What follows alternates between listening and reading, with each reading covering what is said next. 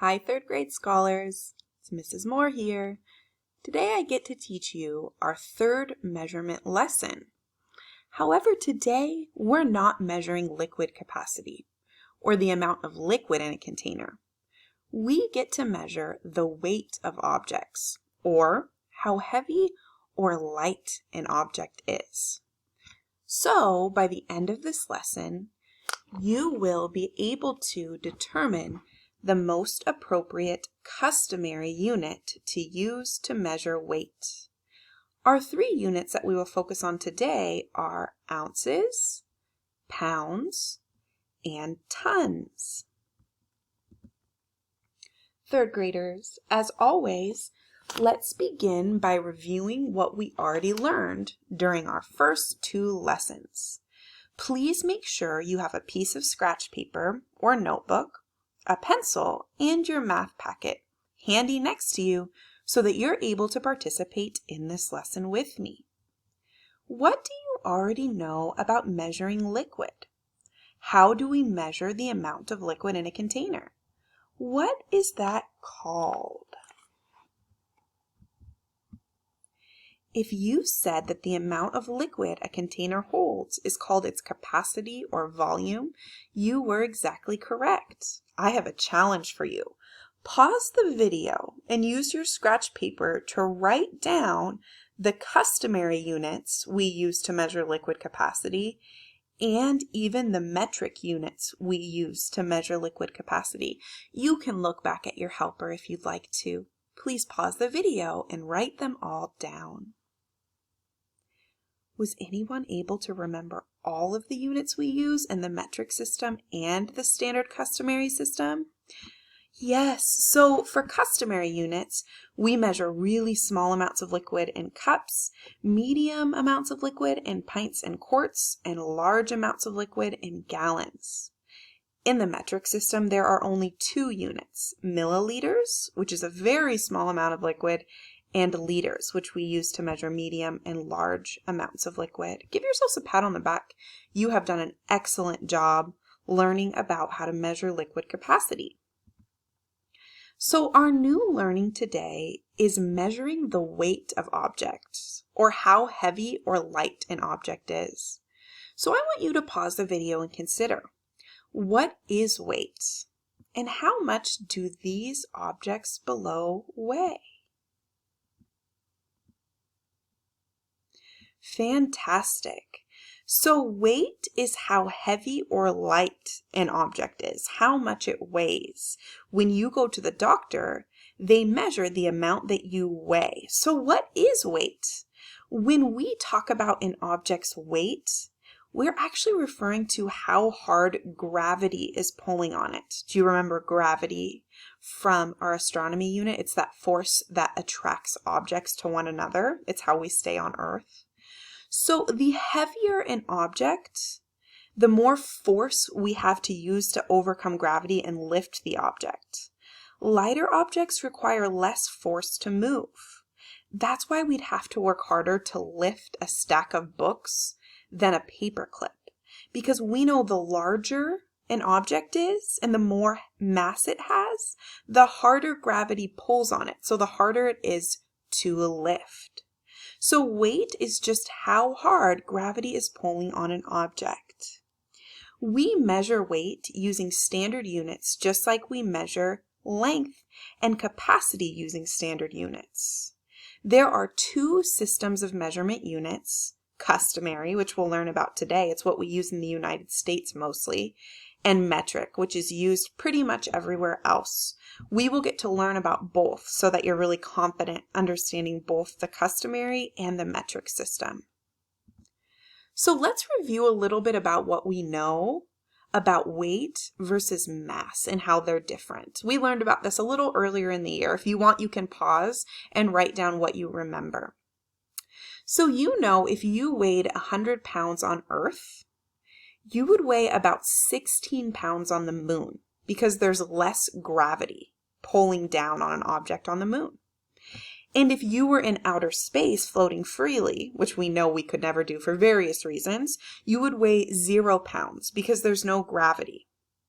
So wherever your location, your body would still have the same mass though, because mass is just the amount of matter or stuff that your body is made up of. It would not change.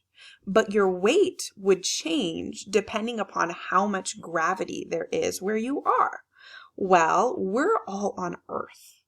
And so we can understand weight based on the gravity on Earth. You might be thinking, well, Mrs. Moore, how do we measure weight? We know, well, do you remember, how do we measure liquid volumes? Yes, we use measuring cups and measuring pitchers. Well, how do we measure weight? Write it down. How do we measure how heavy or light something is? Yes, we measure weight using scales. Here are some examples of scales. You'll notice that just like a clock, some of these are analog scales and some of these are digital scales. So some scales, like the example E, show the measurement of weight the same way a digital clock shows the time. These are analog scales though, and they just have those really fancy number lines that we have to learn how to interpret. So some are vertical, like C, some are circular, like A, B, and D, but we learn how to read the measurement scales just like we read number lines. So we'd look at them and we'd determine the interval, and then we could determine how much each interval is increasing by. Fantastic job. So you'll notice in the stores or at the doctor's office, you will see scales, and their purpose is to measure the weight of something, how hard gravity is pulling down on something. Great listening. So sit up really straight because this is our new learning today, and this is what's going to really help you on your assignment. You also have this in your math packet, and so turn to this page and have it right next to you. It's going to be a really good resource for you today. So we're going to learn about the customary system of measuring weight. There are 3 different units we will learn about today. First is an ounce. So ounces measure very, very light objects. One screw or nail that your parent would use to build something weighs about an ounce. We use pounds to measure actually most objects in our life. They measure medium and very heavy objects. So a pound, for your reference, would be about the weight of a bag of flour. If you're a baker or someone in your house is a baker, pick up a bag of flour and think to yourself, this weighs a pound. And that will help you remember what a pound is equal to. Also, a loaf of bread, before it's been eaten, weighs about a pound. We use tons to measure very heavy objects, objects you could never pick up. 1 ton is equal to 2,000 pounds. So you would need 2,000 bags of flour to equal a ton. So anything that you think to yourself, I could never pick this up, this is gigantic, it weighs more than 2,000 pounds, we would use tons. We use pounds the most frequently in our daily lives. We use ounces to measure very light things. There are 16 ounces in 1 pound, and there are 2,000 pounds in a ton. Keep this out. It's going to be really helpful for you today. This reference really helps Mrs. Moore understand how ounces and pounds are different. So if you think about a loaf of bread that somebody would buy from a grocery store, 1 slice of that bread that maybe you would use to make a piece of toast for breakfast, it weighs an ounce. If you have bread in your house, pick up 1 slice. That weighs an ounce. But the whole loaf of bread, if it were 16 slices, weighs a pound. So 1 slice of bread weighs an ounce, and a whole loaf of bread equals a pound. So 1 ounce is 1/16 the weight of a pound. So you might be thinking, well, when do we use ounces to measure weight? So lock in your brain that we measure very light objects using ounces. These objects weigh about an ounce. So picture holding these in your hand, and if you have these objects, actually do hold them in your hand. And think to yourself, these weigh an ounce. Ounces are used to measure very light objects, such as 1 house key weighs about an ounce. one pencil weighs about an ounce. One AA battery weighs about an ounce. You guys already know a slice of bread weighs about an ounce. A CD without the case weighs about an ounce. 4 or 5 quarters weigh about an ounce. I think 28 paper clips weigh about an ounce as well. A hard-boiled egg weighs 1.75 ounces, so almost 2 ounces. So let's talk about measuring weight using ounces in real life. Well, basically, third graders, we measure objects that weigh less than a pound in ounces. We measure very, very light objects using ounces. Ounces are used to measure how small amounts of food weigh, how much they weigh. So I know I would use ounces to measure a pack of gum. It's not very heavy. It weighs less than a pound, less than that big bag of flour. Or a balled up pair of socks would weigh about an ounce, so I would use ounces. A Snickers bar or a granola bar would weigh just over an ounce. It would weigh a couple ounces. A stack of Post-it notes would weigh a number of ounces, and one folded t-shirt, we would use ounces to measure the weight of a folded t-shirt. So very small objects that are light would weigh ounces. We would use ounces to measure them. This one is the most popular unit of measure in the customary system, pounds. You measure so many objects in pounds. In fact, you are measured in pounds. We measure most everyday items in pounds. These objects are equivalent to a pound. They weigh about a pound. A professional soccer ball, like the one right here, weighs a pound. Like I said, a bag of flour with no flour used yet weighs about a pound. A big tub of butter for the whole family weighs about a pound. And a can of vegetables or non-perishable food items weighs about a pound. Fantastic listening. So we weigh almost everything you can think of using pounds in real life. When you were born as a baby, they measured your weight in pounds and ounces. But we weigh most everyday objects using pounds. You are measured in pounds. Adults are measured in pounds. The weight of animals, furniture, food items to split with your family, they're all measured in pounds. So adults in our life, like our parents, if they went to the doctor, they would be measured in pounds. Animals like our cats and dogs and bunnies and even hamsters would be measured in pounds.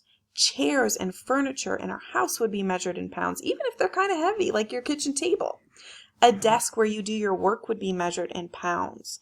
And a bicycle that you would use to ride would be measured in pounds. So most objects that you think of that are medium weights and heavy weights are measured in pounds. Look around your room. You can probably find lots of objects that would be measured in pounds. Like I have a shelf in my room that would be measured in pounds. What did you find? Yes, furniture is measured in pounds. Lamps are measured in pounds. Fantastic job. Last, think of tons as measuring very heavy weights. So we measure very heavy objects that you could not pick up using tons because we know that there's 2,000 pounds in a ton. So it's not something you could just go pick up. Like an African elephant, we would measure in tons because they're very big. They weigh more than 2,000 pounds. A helicopter would be measured in tons. A whale, a car or a truck, a home or a building, those are all measured in tons. So you might be thinking, well, when do we use tons in real life? We weigh hot objects that weigh more than 2,000 pounds in tons. These are very heavy objects that you could not pick up. An entire building, a car, a truck, a home, an elephant, an airplane, or whale would be measured in tons. So think of really, really heavy objects like a Navy ship or a crane used to do construction or big buildings or your house or a truck. Those would be measured in tons because they weigh more than 2,000 pounds. Okay, would you pause the video? And would you please write down that there are 16 ounces in a pound and 2,000 pounds in a ton. And you guys are going to use that information to help me determine the most appropriate unit used to measure different objects, to measure the weight of different objects. So we're going to look at the object and we're going to determine, would I use ounces to measure the weight of the object? Would I use pounds, or would I use tons? And if you need a reference, you'd look right here, because we know ounces are very light objects. Pounds are used to measure medium to heavy objects, and tons are used to measure very heavy objects. Our first object is a third grade student. Which unit would be most appropriate to use to measure you, a third grade student? Use your reference if helpful. Which would be the most helpful unit to measure you? What would be appropriate? You're exactly right. You are measured in pounds because you weigh way less than a ton, because a ton is 2,000 pounds. You weigh way less than a truck, but you weigh a lot more than a screw, which is about an ounce. So you would definitely use pounds to measure a third grade student. The next one you're going to do with me. What about a silver spoon? Pause the video and you could even get out a spoon from your kitchen and determine, would you use ounces, pounds, or tons to measure a silver spoon? What did you think? Yes, you would probably use ounces because a silver spoon weighs a little less than a bag of flour. And so I know it's probably not quite a pound, so I would use ounces to measure how much a silver spoon weighs. Pause again and use your reference to help. If you were trying to measure how much a train weighs, would you use ounces, pounds, or tons? And why? What did you come up with? You're right, you would use tons because, you guys, a train is massive. A train definitely weighs more than a semi-truck or a truck, and so I know the most appropriate unit would be tons because it's a metal vehicle and it goes on for a very long time. It would weigh way more than 2,000 pounds, and ounces would never be appropriate. Why wouldn't ounces be appropriate? Absolutely, because a train weighs a lot more than an ounce. It weighs a lot more than this small screw right here. Let's do another one. Pause your video and tell me, what would be the most appropriate unit to use to measure a PB&J sandwich? What did you come up with? Well, first think of a bag of flour, because I know pounds are used to measure most objects in our life. Well, a PB&J is a lot lighter than a bag of flour, so I know it's less than a pound. So you're right. I know right away I would measure a PB&J in ounces. Even if it was stuffed with peanut butter and jelly like Mrs. Moore likes it, I know right away that it's less than a pound. So I would measure a PB&J using ounces. Fantastic listening. Pause the video and do this one by yourself, smarties. What would you use to measure an airplane? You're exactly right. You would use tons. You could not pick up an airplane. It is way more than 2,000 pounds. And so I know I would measure the weight of an airplane, or how heavy an airplane is, using tons as my customary unit. This last one's really cute. Pause the video and write down on your paper, what unit would you use to measure a dog? Ounces, pounds, or tons? Which would be appropriate to measure the weight of a dog? What'd you come up with? Say it out loud. Yes, dogs would be measured in pounds because a dog, even a puppy, weighs more than an ounce. And we know that a dog would weigh more than a pound, but less than a ton, so we would use pounds as the most appropriate unit to measure the weight of a dog, because we use pounds to measure almost everything. Most pets would be measured in pounds. So, boys and girls, this is your assignment for the day, and it's very similar to the work that we just did together.